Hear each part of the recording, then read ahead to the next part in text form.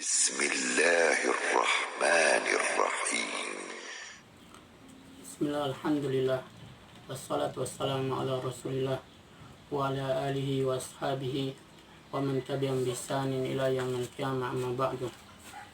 Saudara kaum muslimin, Allah subhanahu wa ta'ala berfirman, wa min ayatihi an khalaqa lakum, di antara tanda-tanda kebesaran Allah subhanahu wa ta'ala itu dia menciptakan untuk kalian azwajan litaskunu ilaiha, itu istri-istri, litaskunu ilaiha, agar kalian tentram kepadanya, wa ja'ala bainakum mawaddatan wa rahmah, dan dijadikannya di antara kalian rasa kasih dan sayang.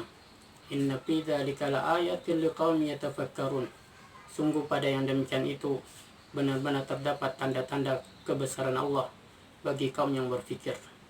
Saudara kaum muslimin, Nabi kita Muhammad SAW, beliau juga bersabda, lam nara lil mutahabaini mislun nikah, belum pernah kami melihat dua orang yang saling mencintai seperti yang ada di dalam pernikahan.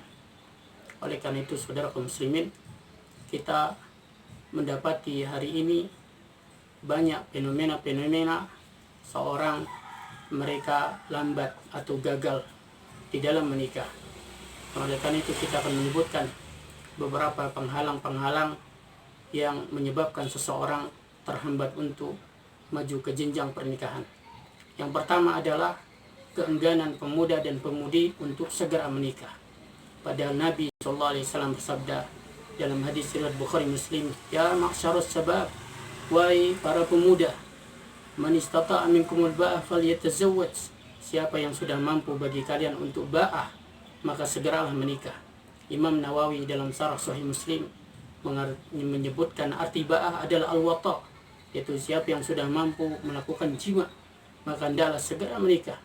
Fa innahu aghaddu lil basar, karena itu lebih menundukkan pandangan, wa ahsanu lil faraj, dan lebih menjaga kemaluan. Saudara kaum muslimin, sebagian mereka, para pemuda dan pemudi, beralasan untuk menyelesaikan studi. Mereka berasumsi bahwasanya menikah ini adalah menghalangi seseorang untuk melanjutkan pendidikan ke jenjang yang lebih tinggi. Saudara kaum muslimin, ini adalah alasan yang tidak benar. Sejak kapan yaitu menikah menghalangi seseorang dari menuntut ilmu? Bahkan fakta di lapangan menunjukkan pernikahan yang bahagia itu justru meningkatkan konsentrasi seseorang, kecerdasan, ketentraman jiwa seseorang, dan bahkan mengantarkan seseorang kepada kekayaan. Allah Ta'ala berjanji dalam surat An-Nur ayat yang ke-32, iyakunu fuqara yughnihimullah min fadli, jika mereka orang yang menikah itu miskin, Allah akan kayakan mereka dengan karunia-Nya. Abu Bakar berkata, penuhilah oleh kalian janji Allah yang menyuruh kalian untuk menikah. Perintah Allah yang menyuruh kalian untuk menikah, pasti Allah akan penuhi janjinya kepada kalian yang telah menjanjikan kekayaan kepada kalian. Abdullah bin Mas'ud beliau berkata, carilah olehmu kekayaan itu dengan jalan menikah. Oleh karena itu, orang yang enggan untuk menikah berarti dia enggan untuk bahagia. Orang yang lari dari menikah berarti dia lari dari kaya. Saudara kaum muslimin, yang kedua adalah yaitu mahalnya mahar atau mas kawin. Bagi sebagian orang yang menikah, ini adalah suatu hal yang memberatkan, bukan suatu hal yang mustahil. Ya, oleh karena itu Umar bin Khattab radhiyallahu anhu beliau berkata, janganlah berlebihan di dalam menetapkan mahar, karena bila itu adalah kemuliaan di dunia dan bernilai takwa di sisi Allah, tentu yang paling layak berhak melakukannya, pertama melakukannya adalah Muhammad SAW. Saudara kaum muslimin, saking antusiasnya Nabi untuk menikahkan para sahabatnya, beliau berkata, iltamis walau khatman min hadidin, carilah mahar sekalipun cincin dari besi. Namun sahabat itu tidak mendapatkannya, maka Nabi pun menikahkannya dengan berkata, zawwajtukaha bima ma'aka minal Qur'an, aku nikahkan engkau dengan mahar Al-Quran yang ada padanya. Aku nikahkan engkau dengannya dengan mahar Al-Quran yang ada padamu. Saudara kaum muslimin, ya, ini menunjukkan bahwasanya di dalam Islam pernikahan yang ringan pembiayaannya adalah pernikahan yang akan mendatangkan keberkahan. Sungguh sangat miris kita melihat sebagian orang tua meminta mahar dari orang yang secara kasat mata apabila dia menggunakan separuh umurnya, tak mungkin dia bisa mengumpulkan uang sebanyak itu. Saudara kaum muslimin, kemudian yang ketiga adalah hadiah atau acara yang berlebihan. Harta yang demikian banyak, uang yang demikian besar, bahkan cukup untuk menghidupi beberapa kampung dan desa, itu ternyata habis untuk satu acara saja. Saudara kaum muslimin, betapa banyak kita melihat tumpukan makanan terbuang sia-sia di tempat sampah. Saudara kaum muslimin, bagaimana? Apakah orang ini dia terbuai dengan harta yang dia miliki? Kenapa dia tidak mengambil pelajaran dari saudaranya yang tidak mampu membeli makanan, minuman, dan juga tempat tinggal? Saudara kaum muslimin, Allah Ta'ala berfirman dalam surat Al-Isra ayat yang ke-27, Innal mubadzirina kanu ikhwana syayatin. Sesungguhnya orang yang mubazir, mereka itu adalah saudara setan. Bagaimana pernikahan itu akan barokah sementara setan memiliki bagian di dalamnya?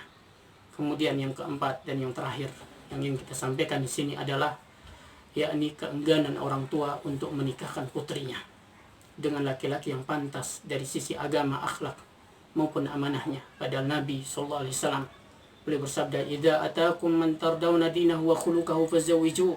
Jika telah datang kepadamu orang yang kalian ridhoi agama dan akhlaknya, segera nikahkan. Illa taf'alu takun fitnatun fil ardi wa fasadun 'arid. Jika kalian tidak lakukan, akan terjadi fitnah di muka bumi ini dan kerusakan yang besar. Hadis riwayat Tirmizi, Ibnu Majah dan Hakim. Saudara kaum muslimin, Syekh Ahmad Salim Badwailan dalam kitabnya Mawsu'atul Qisas Al-Mu'assirah itu membawakan itu sebuah kisah kejadian seorang ayah yang selalu menunda-nunda pernikahan putrinya. Setiap kali ada pemuda yang maju untuk melamarnya, dia selalu menolaknya dengan berbagai macam alasan. Sang putri pun bertambah tua umurnya dan sudah tidak ada lagi yang mau untuk maju meminangnya. Namun suatu ketika dia kedatangan kematian. Sang ayah kedatangan maut. Sesaat sebelum menghembuskan napas terakhir, dia sadar akan kesalahannya terhadap putrinya. Maka dia pun meminta maaf. Namun sang putri justru berkata, "Aku tak akan memaafkanmu, duhai ayah. Karena engkaulah yang selama ini telah menyebabkanku berada dalam kesempitan, terhalanginya hak-hakku. Lihatlah, wahai ayah, apa yang bisa aku lakukan dengan ijazah yang tergantung pada dinding rumahku. Sementara di antara tembok itu tidak ada seorang anak kecil pun yang berlari-lari di dalamnya. Apa yang bisa aku lakukan dengan ijazah dan kedudukanku? Sementara tidak ada teman di ranjangku. Aku tidak bisa menyusui bayi, tidak bisa mendekapnya ke dadaku, dan tidak bisa mengadukan kesedihanku kepada laki-laki yang aku cintai dan dia pun juga mencintai diriku. Karena bagaimanapun juga, duhai ayah, cinta seorang suami itu tidaklah sama sebagaimana cintamu. Kasih sayangnya tidaklah sama sebagaimana kasih sayangmu. Pergilah saja, duhai ayahku, dan kita akan bertemu di hari kiamat kelak di hadapan pengadilan yang tidak ada kezoliman pun padanya. Dan aku tidak akan ridho kepadamu sampai kita bertemu di hadapan Allah, Zat yang maha bijaksana dan maha mengetahui. Dan aku akan berdoa kepada Allah agar Allah mengharamkanmu dari jannah sebagaimana engkau telah mengharamkanku dari menikah. Oleh karena itu, saudara kaum muslimin, benarlah sabda Nabi SAW, "Illa taf'alu takun fitnatun fil ardi wa fasadun 'arid." Jika kalian tidak segera menikahkannya, wahai para wali, akan terjadi fitnah di muka bumi dan kerusakan yang besar. Hari pernikahan adalah hari yang bahagia. Rasa bahagia, sibuk, malu tercampur aduk menjadi satu. Karena sebentar lagi layar akan mulai terkembang dan bahtera akan mulai berlayar menyongsong samudra yang penuh dengan riak dan ombak kehidupan, menuju ke pantai yang penuh dengan kedamaian di sisi Rabb Ar-Rahman dengan izin Allah Subhanahu wa taala. Wa akhiru da'wana alhamdulillahi rabbil alamin. Wassalamualaikum warahmatullahi wabarakatuh.